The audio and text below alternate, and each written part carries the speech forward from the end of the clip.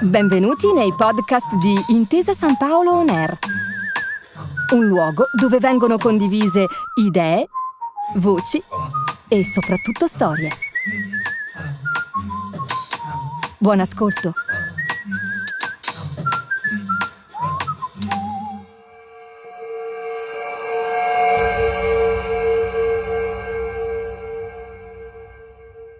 Che cosa ci fa un gong buddista in un podcast che parla di golf?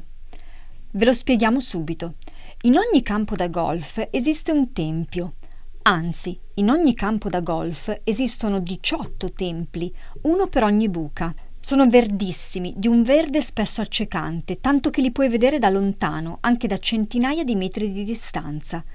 Ma sono difficilissimi da raggiungere perché sono protetti da bunker di sabbia e specchi d'acqua pronti a inghiottirsi le palline. Oppure se ne stanno abbarbicati su piccole collinette, come fortini medievali intenti a difendersi dai nemici, circondati da pendii che si infilano subdoli nel fairway. È qui nel green, in questo luogo sacro del golf, che si compie l'ultimo atto di ogni buca.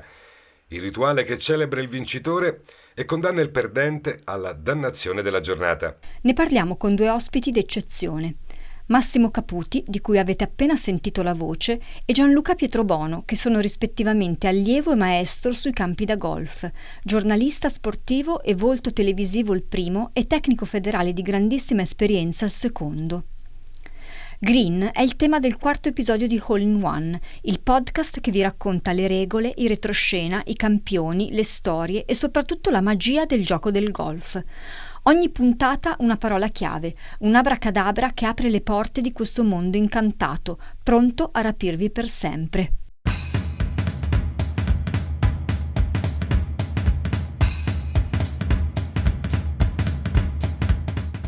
Per noi golfisti il green è il punto di atterraggio, il punto di arrivo di ogni buca. È dove si compie l'atto finale del gioco, dove si chiudono i conti, perché non dobbiamo dimenticarci che l'obiettivo di ogni buca è fare pareggiare il conto con il campo. Quanti colpi ti sono serviti per arrivare sul green? Se ci sei arrivato con un colpo solo, sei messo bene, perché a quel punto ne hai ancora 2, 3 o 4, a seconda del par della buca, per chiudere tutto in parità. Ma se al drive hai dovuto aggiungere uno o più colpi di approccio, e cioè di avvicinamento, perché magari il green era molto distante dal tee, perché sei finito in un bunker di sabbia o ti sei lasciato fregare da un falsopiano che ha fatto tornare indietro la pallina, ecco, in questi casi tutto si complica. Tieni presente che quando sei sul green le aspettative aumentano e la tensione sale, proprio perché la posta in gioco è molto alta. E anche questo non fa che accrescere la sacralità, oltre che la difficoltà del momento. A prima vista i green possono sembrare tutti uguali, aiuole immacolate, tirate a lucido al punto da sembrare finte, o messe su tela da un pittore impressionista, così belle da sembrare amiche, pronte a spianarti la strada verso il cuore pulsante che è la buca. Ma l'apparenza inganna, caspita se inganna, e rischia di trasformare un momento idilliaco in un tormento. Ogni green è diverso dall'altro, per via delle pendenze che spesso non si vedono subito, della scorrevolezza del terreno, degli ostacoli che bisogna superare per arrivarci.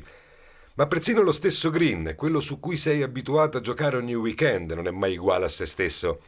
È qualcosa che muta, come fosse un organismo vivente che cresce, si trasforma, cambia pelle. Perché dico così? Perché tanto per cominciare cambia la posizione della buca, che viene segnalata e resa più visibile da un'asta con una bandierina in cima. Oggi la buca è in un punto e domani è da tutt'altra parte. Ma cambiano anche le condizioni climatiche, cambia il vento che influisce sulle traiettorie del colpo e cambia la temperatura esterna che influenza lo stato del prato. In un giorno molto caldo l'erba cresce più rapidamente e dal mattino al pomeriggio può essere già un po' più alta e questo rallenta lo scorrimento della pallina. Se il green è umido è più lento, se è più secco diventa più veloce e cambia anche a seconda della manutenzione che viene fatta.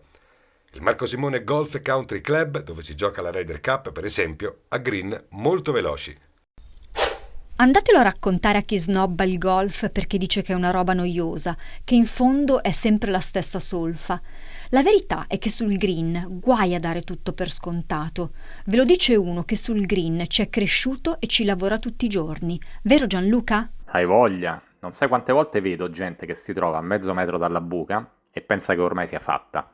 Tira il colpo e sbaglia. È il classico errore dei principianti. La morale da portarvi a casa è che arrivare sul green non significa affatto avere chiuso la buca, anche se la pallina è lì a uno sputo, anche se i pianeti sembrano allinearsi in vostro favore.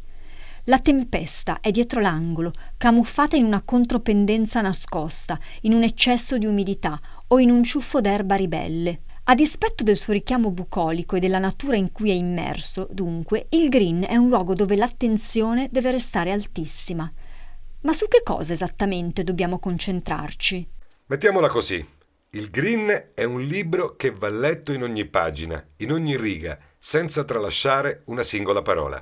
Pendenze e contropendenze, distanza dalla buca, umidità del terreno, sono questi i dettagli che un giocatore di golf deve capire e interpretare per impostare il colpo, per decidere la direzione da far percorrere la pallina e soprattutto per calibrare la forza, che sul green è fondamentale. A dispetto della sacralità di questa macchia di verde, quando osservate un giocatore che si inginocchia dietro la pallina, sappiate che non sta baciando la sua terra promessa. Sta prendendo confidenza con il terreno, sta scandagliando il senso in cui è tagliata l'erba, da destra a sinistra o il contrario, per poi andare a confessarsi con il suo caddy, quasi fosse un prete a cui chiedere il benestare. Faccio bene se la tiro così? Tu che ne pensi? Già, perché la lettura del green è una sorta di cerimonia preparatoria al colpo più importante, il putt, quello che punta a mandare in buca la pallina. Ma che cosa significa saper leggere un green? Come si impara? Gianluca, aiutaci tu. Il green reading è una dote che molti hanno naturalmente, ma se non ce l'hai puoi sempre coltivarla. La prima cosa che insegno ai miei allievi è individuare il punto più alto del green per capire come si sviluppa la pendenza totale e come regolare il colpo sia in termini di forza che di direzione. Ma non è sempre così facile, perché se sei ad una certa distanza dalla buca, sopra ai 6-7 metri, puoi avere una prima parte del green che pende verso destra, mentre la seconda pende verso sinistra. A quel punto devi capire quanto la prima pendenza influisca sulla seconda. Se poi le pendenze diventano addirittura 3, le cose si complicano. È ovvio che conta moltissimo l'esperienza. Un golfista che ha giocato su tanti green diversi sarà più bravo a leggere il terreno, e su questo non ci sono dubbi. Pensate a quale paradosso assurdo e imprevedibile ci troviamo di fronte. In uno sport dove conta anche l'atletismo, la potenza di un drive, la sensibilità di un colpo che ti fa uscire da un bunker di sabbia, una delle fasi più determinanti del gioco è qualcosa di puramente mentale. E analisi allo stato puro, capacità di calcolo, matematica all'ennesima potenza, con buona pace di quelli che la matematica l'hanno sempre detestata.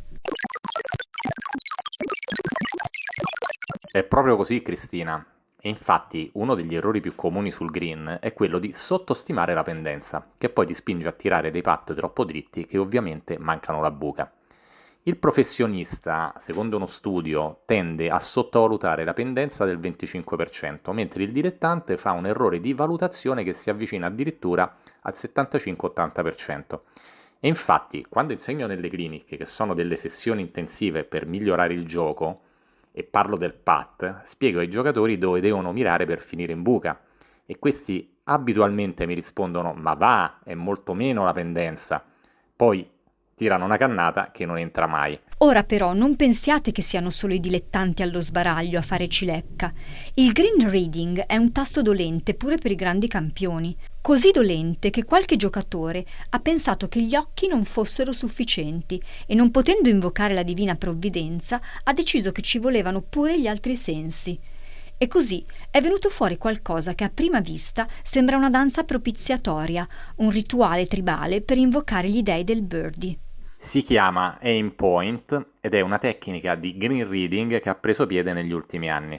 In pratica ci si mette a metà distanza tra la pallina e la buca, con gli occhi chiusi, per concentrare l'attenzione sulla pressione dei piedi, che appunto premendo sul terreno cercano di leggere il green attraverso le sensazioni tattili. Ma non è una tecnica alla portata di tutti, bisogna essere molto esperti per metterla in pratica. Tieni presente che nei circuiti ufficiali viene usata solo da una piccola percentuale dei giocatori professionisti. Tra questi ci sono nomi importanti come Victor Hovland, Adam Scott, Keegan Bradley e soprattutto Will Zalatoris, a cui dobbiamo la fama improvvisa dell'aim point. Massimo, ti ricordi che cosa è successo? Certo, Zalatoris è un americano bravissimo nel gioco lungo e altrettanto scarso sul green, dove le distanze si accorciano. Qualche anno fa è diventato virale un video in cui lui si inginocchia dietro la pallina e il suo caddy, a un paio di metri di distanza sulla linea di tiro, divarica le gambe e inizia a danzare una sorta di tarantella senza freni. I social sono esplosi con una provocazione. Avete mai visto qualcosa di più ridicolo su un campo da golf? Ma la verità è che quando ci sono in palio centinaia di migliaia di dollari, fai questo e altro.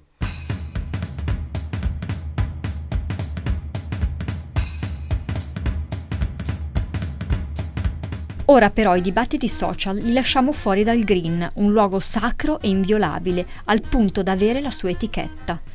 Ci sono regole scritte e regole non scritte, leggi del campo che ogni giocatore conosce e rispetta, codici di comportamento che si tramandano di padre in figlio, da maestro ad allievo, perché il golf è un gioco d'onore che pone sull'altare non il successo, la vittoria, il trionfo personale, ma il gioco stesso. Ma quali sono queste norme di comportamento? Sul green si parla a voce bassa per permettere agli altri giocatori di concentrarsi. Ci si muove con attenzione, assicurandosi di non calpestare la linea di gioco degli avversari, e cioè l'ipotetica traiettoria che intendono percorrere, perché l'impronta di una scarpa, anche se può sembrare innocua, è in grado di influenzare lo scorrimento della pallina soprattutto su dei green molto morbidi.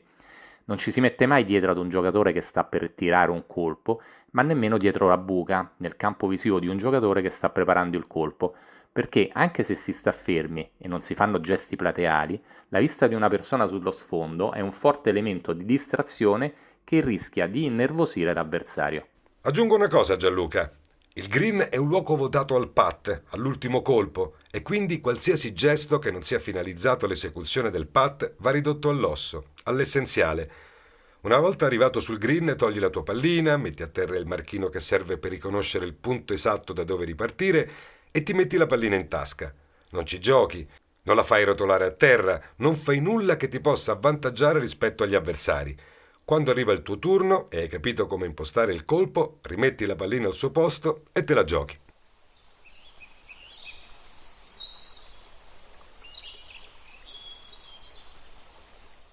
Green è anche il nome di una filosofia, di un modo di vivere attento all'ambiente, sostenibile, che combacia perfettamente con lo spirito del golf. Nomen omen, come recita il latino, per dire che il nome è un presagio, il nome contiene in sé alcune delle caratteristiche della cosa o della persona a cui si riferisce. E questo è il vero potere del golf. È un'immersione nel verde che, anche se richiede un grande sforzo mentale, ti rilassa, ti aiuta a staccare dalla frenesia della vita di tutti i giorni, dal rumore delle città, dai casini del lavoro. Infatti, se tu guardi tantissime persone che hanno professioni stressanti come uomini d'affari, avvocati, politici, poi si rilassano sui campi da golf. Siamo andati a curiosare e in effetti i circoli di golf in Europa e oltreoceano sono pieni zeppi di nomi che contano. Considerate poi il lavoro più stressante del mondo, quello di presidente degli Stati Uniti d'America. 16 degli ultimi 19 presidenti degli Stati Uniti hanno giocato a golf, a partire dall'attuale inquilino della Casa Bianca, Joe Biden. Andando indietro nel tempo, tra i presidenti golfisti c'era John Fitzgerald Kennedy, che nonostante la fittissima agenda politica ci sapeva fare al punto tale da vantare un handicap a cifra singola, quindi sotto il 10. Te ne ricordi altri, Massimo? Beh sì, recentemente non possiamo dimenticare Barack Obama, che giocava con palline personalizzate con la scritta POTUS, acronimo di President of the United States, e il numero 44, a ricordare che era il 44esimo presidente della storia. E naturalmente Donald Trump, che secondo i rumors ha speso di tasca sua $50.000 per sostituire il simulatore con cui si allenava dentro la Casa Bianca. Ma tornando al tema della sostenibilità, c'è una cosa importante da aggiungere. Il golf è stato spesso accusato di essere uno sport con un impatto ambientale eccessivo, perché la manutenzione dei campi è molto dispendiosa. Negli ultimi anni però la sensibilità ambientalista è aumentata tantissimo. Sempre più circoli hanno manti erbosi che resistono meglio alla siccità, sistemi di irrigazione di precisione, che evitano lo spreco di acqua, serbatoi di acqua piovana, stagni per favorire la biodiversità. Potremmo chiamarle le 100 sfumature di verde del golf. Green come sostenibile, dunque. Green come la green jacket indossata ogni anno dal vincitore del Masters di Augusta, una delle icone di questo sport, e green inteso come il palcoscenico di un'opera in 2 tempi. Il primo è quello di cui vi abbiamo parlato in questo episodio, dedicato alla lettura del green, che serve a preparare il secondo tempo, il vero atto finale del gioco. Ma di questo vi racconteremo tutto nell'ultima puntata.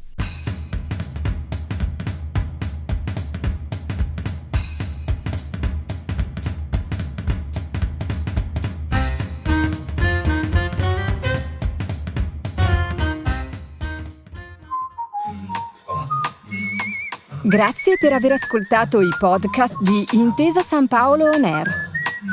Al prossimo episodio.